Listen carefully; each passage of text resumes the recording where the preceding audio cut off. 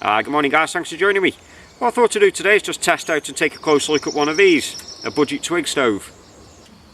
And when I say budget, I am actually talking budget. You know, it wasn't 20, 30, 40 pound, I actually paid £8.95 off Amazon for this.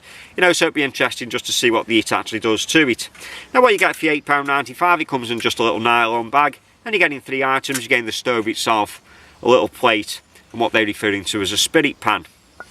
Now the beauty of it is, you know, for those of you that watch my channel, you would have seen the fact that I use the bush box quite a bit, and that's multiple piece. But you know, for the money, you actually get a foldable stove here. But again, we'll just actually see what the heat does to the hinges. You know, there's a good chance that it may warp, you know, and this may not fasten or open after that. So very easy to construct, you know, again, you know, a little bit of an advantage, certainly during low light, or if you've got cold hands, it's just going to make it just a little bit easier just to form it together. And it's just a case of just getting the plate, just popping it in one of the slots there, and we basically just fold or wrap the sides around it. And then what you got here is 2 hinges, very similar to what we got on the bush box, which just locates, and we just lift those up, just put them into position, drop them down, and that's the stove there constructed. If we quickly run through the materials and the dimensions, and the stove itself is actually made from stainless steel, albeit a very thin stainless, around about 1/2 mil. And what I got here, this is the base just off the bush box. And if the camera will pick that up there, they can actually see that the stainless is around about twice as thick on the bush box, making it more durable and long lasting, but it's just making that a little bit more heavier.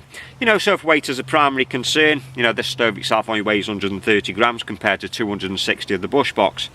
Now the general dimensions, we're looking at a stove around about 11 centimetres tall, and it does taper in the fact we've got a wider base than top, and the base itself is 9 centimetres square compared to 7 centimetres at the top here. Now unfortunately it doesn't come with trivets, so you've got to be aware of the size of the top, you know, compared to the size of the bottles or cups that you may be putting on it.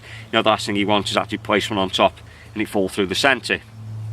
Probably the biggest fault with the stove and the criticism which you read about on the Amazon review is regarding the spirit pan which comes with it. Now I perhaps wouldn't burn spirits through it, I've actually got a little transient spirit burner here, but you know, for burning a solid fuel tab, it's just going to hold it at the right height, you know, if you're boiling or water or cooking food. But the biggest criticism comes to the fact that people can't actually fold the stove around and actually fasten the lugs into position. And it's quite simple really, it's just making sure that the hinges are on the outside and not on the inside of the stove, because this stove can actually be folded both ways.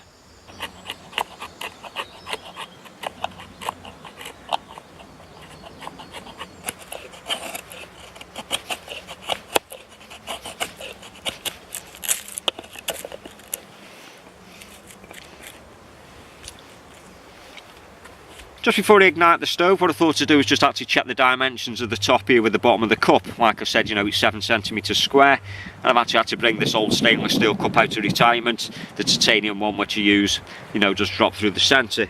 So it's just a case of just putting it on top, and with the stainless being quite thin, I don't suppose it's too much trouble, you know, if you just wanted just to bend the top in slightly, just to accommodate, you know, just a smaller size. And that seems to fit okay, you know, there's not too much problem there. So what we're going to do, just boil a little bit of water, and I'm just going to warm some rice up. And if it is that you've never used you know, these kind of Twig stoves before, one little bit of advice which I will give you, is just make sure that you've got plenty of twigs at hand. You know, be quite surprised how fast it actually burns through them. And then there's nothing worse, you know, when things are cooling down, that you're still rummaging around, you know, trying to find more fuel.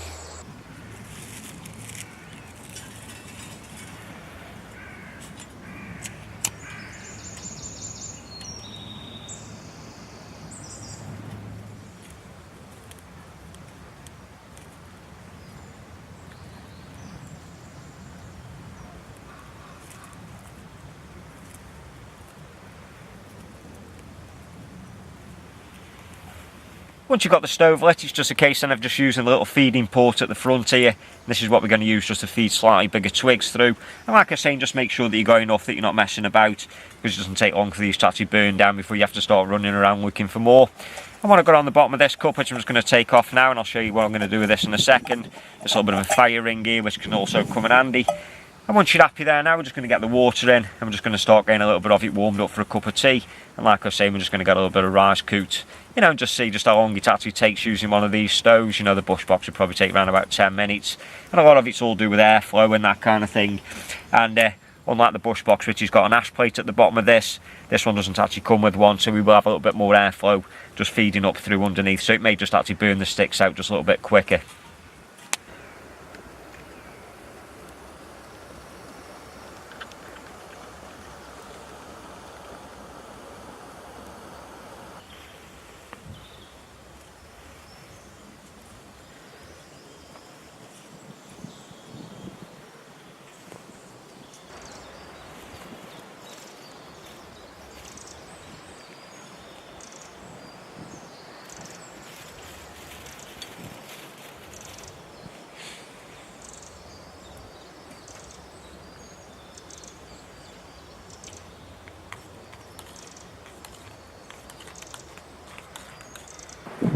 Just looking at the watch quickly, and that took around about 10 minutes, so very similar kind of time to what the bush box takes. And what else we got left here is just ash at the bottom of the stove.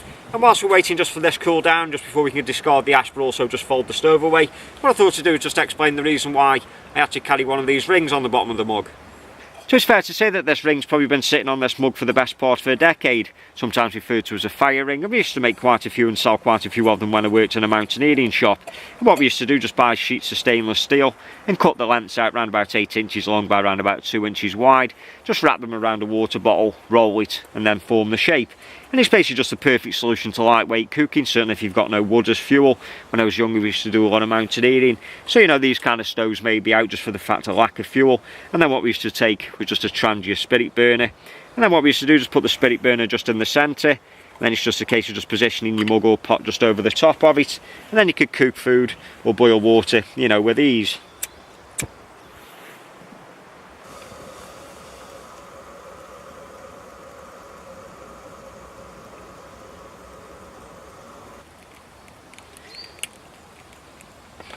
And after a few minutes now we've got some perfect rice that's cooked here, nice healthy meal which will keep us going for quite a while. Then it's just a case of just snuffing the flames out just on the spirit burner, and again that's probably one of the reasons why, you know, I wouldn't want to use the spirit burner which comes with the little stove there, is the fact that once it's full of spirit, you know, A, you couldn't tell if it was lit, or B, you know, you'd have a job to snuff it out. So again, you know, I'd perhaps just use the pan which comes with a little stove, you know, just for the fuel block. And if I'm going to use spirit burners, you know, I'd perhaps just stick with the ring method, you know, which I've just shown you. Now that everything's cooled down, I've just cleaned the ash out, and that cleaned out quite well. Just giving it a quick once over here now, just checking that it hasn't warped too much. The hinges look okay, a little bit of bluing and staining from the heat, but obviously that's what's got to be expected.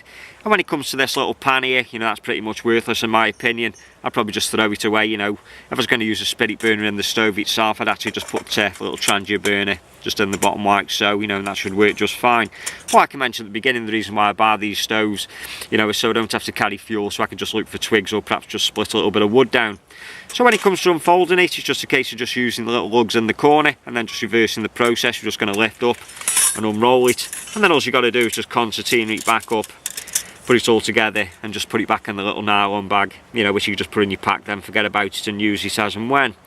Just looking at the bottom plate here, a little bit of warping that's gone on, but you know, not too bad. And with it being a thin stainless, I suppose we could just actually straighten that back out, you know, and that wouldn't be too much of an issue. So there we have it guys, just a quickie on the budget Twig stove, £8.50 from Amazon, and like I said, I've actually seen them cheaper down to £6. So if it is that you're looking for something that's lightweight, or you're looking for something that's cheap, you know, maybe you don't want to be shelling out £50–60 on a bush box, you know, these kind of things may do. I've only used it the once, it seemed to hold up okay, you know, only time will tell. Probably in a year's time, you know, we'll have another look and just have to see how it's held up throughout repeated use. So like always guys, that just leaves me to say thanks a lot for you stopping by and watching the video, like always. Until next time, you take care, and I'll see you again.